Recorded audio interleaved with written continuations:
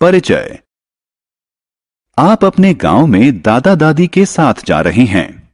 हालांकि इस बार यहां सब कुछ पहले जैसा नहीं है। इस बार आपने देखा कि झील, तालाब और कुएं सूखे हुए हैं। भूमि झुलसी हुई है और इसमें दरारें हैं। गांव के लोगों को पीने का पानी लाने के लिए 10 किलोमीटर दूर जाना पड़ता है।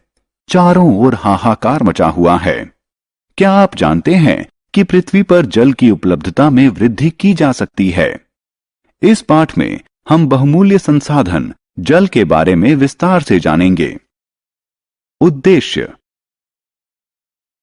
इस पाठ के अंत में आप निम्न करने में सक्षम हो जाएंगे। पृथ्वी पर जल उपलब्धता के बारे में कुछ तथ्य जानना, जल की विभिन्न अवस्थाओं को सूचीबद्ध करना, भूमिगत जल के महत्व को समझना, भौमिक जल स्तर को परिभाषित करना, भौमिक जल स्तर के अवक्षय के कारकों को सूचीबद्ध करना, पृथ्वी पर जल की उपलब्धता। पृथ्वी को नीला ग्रह कहा जाता है। क्या आप कारण का अनुमान लगा सकते हैं? हां, पृथ्वी की सतह का 71% भाग जल से घिरा है। यह जल नदियों, तालाबों, महासागरों और झरनों के रूप में है, जिसके कारण इसे अंतरिक्ष से देखने पर इसका रंग नीला दिखाई देता है। हालांकि पृथ्वी पर उपलब्ध जल का 97% जल खारा है, इसलिए यह ना तो घरेलू उपयोग के योग्य है और ना ही कृषि और औद्योगिक इस्तेमाल के लायक है। शेष 3% स्वच्छ जल है, जिसका 2/3 भाग ग्लेशियरों और ध्रुवों पर बर्फ के रूप में जमा है। पृथ्वी पर उपलब्ध कुल जल का केवल 0.006% जल उपयोग के लिए उपलब्ध है। जल की विभिन्न अवस्थाएं। प्रकृति में जल 3 दशाओं ठोस, द्रव और वाष्प में उपलब्ध है। ठोस अवस्था में जल को बर्फ या हिम के रूप में जाना जाता है। यह ध्रुवों पर बर्फ के रूप में और ग्लेशियरों और पर्वतों पर हिम के रूप में पाई जाती है। जल को गैसीय अवस्था में जल वाष्प या भाप के रूप में जाना जाता है, लेकिन जल की सर्वाधिक सामान्य अवस्था द्रव अवस्था है। इस अवस्था में इसे जल के रूप में जाना जाता है। जल के भूमि से आकाश में जाने और वापस भूमि पर आने की प्रक्रिया को जल चक्र कहा जाता है। जल के तीनों अवस्थाओं में निरंतर चक्रण के कारण पृथ्वी पर जल की कुल मात्रा लगभग स्थिर बनी रहती है, जबकि संपूर्ण विश्व इसे इस्तेमाल करता है। भूमिगत जल, जल का महत्वपूर्ण स्रोत। अधिकांश वर्षा जल बहकर नदियों में जाता है और अंततः समुद्र जाकर मिल जाता है। इसमें से कुछ जल मृदा द्वारा अवशोषित कर लिया जाता है। यह जल भूमिगत जल कहलाता है। हालांकि यह दिखता नहीं है, लेकिन यह लगभग सभी स्थानों पर है। भूमि के नीचे, आपके घर, नगरों, खेतों व रेगिस्तानों के नीचे, सभी स्थानों पर। भूमिगत जल पृथ्वी पर स्वच्छ जल का महत्वपूर्ण स्रोत है। यह अनेक झीलों और कुओं के लिए भी महत्वपूर्ण स्रोत है। हम में से अधिकांश लोग भूमिगत जल को प्रतिदिन पीते हैं। ऐसा इसलिए है क्योंकि जो हमारे उपयोग के लिए हैंडपंप और ट्यूबवेल से प्राप्त होता है, वह भूमिगत जल है। भौमिक जल स्तर। भूमि के भीतर वह सबसे ऊपरी स्तर जो पूर्ण रूप से जल से भरा हुआ होता है, भौमिक जल स्तर कहलाता है। भूमिगत जल इस भौमिक जल स्तर के नीचे पाया जाता है।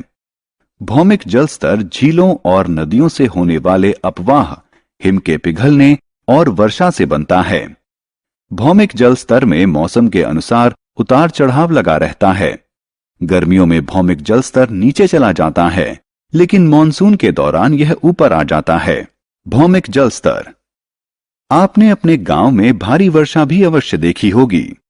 छोटे छोटे गड्ढों में हुआ जलभराव भी देखा होगा। कुछ घंटों के बाद गड्ढों में भरा हुआ पानी विलुप्त हो जाता है। यह सारा जल कहां विलुप्त हो गया? इस जल का रिसाव भूमि के भीतर हो गया। भूमि के भीतर जल के रिसाव को अंतःस्पंदन कहा जाता है। इस प्रक्रिया के द्वारा भूमिगत जल का स्तर फिर से ऊपर आ जाता है। भौमिक जल स्तर के नीचे कठोर शैल की परतों के मध्य भारी मात्रा में भरे हुए भूमिगत जल को जलवाही कहा जाता है। जहां भौमिक जल स्तर भूमि की सतह के निकट होता है, वहां जलवाही जल को कुएं खोदकर बाहर निकाला जाता है। भौमिक जल स्तर का अवक्षय। भूमि के भीतर से निकाले गए भूमिगत जल के कारण रिक्त हुआ स्थान वर्षा जल के रिसाव से फिर से भर जाता है।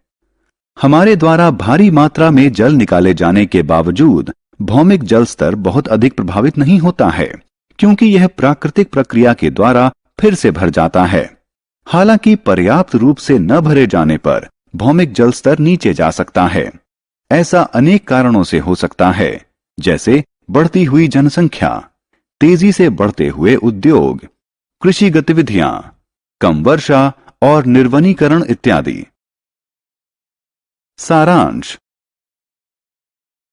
आइए हमने जो कुछ सीखा है उसे संक्षेप में दोहराएं। पृथ्वी का 71% भाग जल से घिरा हुआ है। पृथ्वी पर उपलब्ध कुल जल का केवल 0.006% जल ही उपयोग हेतु उपलब्ध है। पृथ्वी पर जल 3 अवस्थाओं ठोस, द्रव और गैस में पाया जाता है। मृदा द्वारा अवशोषित जल भूमिगत जल कहलाता है। पृथ्वी पर भूमिगत जल स्वच्छ जल का महत्वपूर्ण स्रोत है।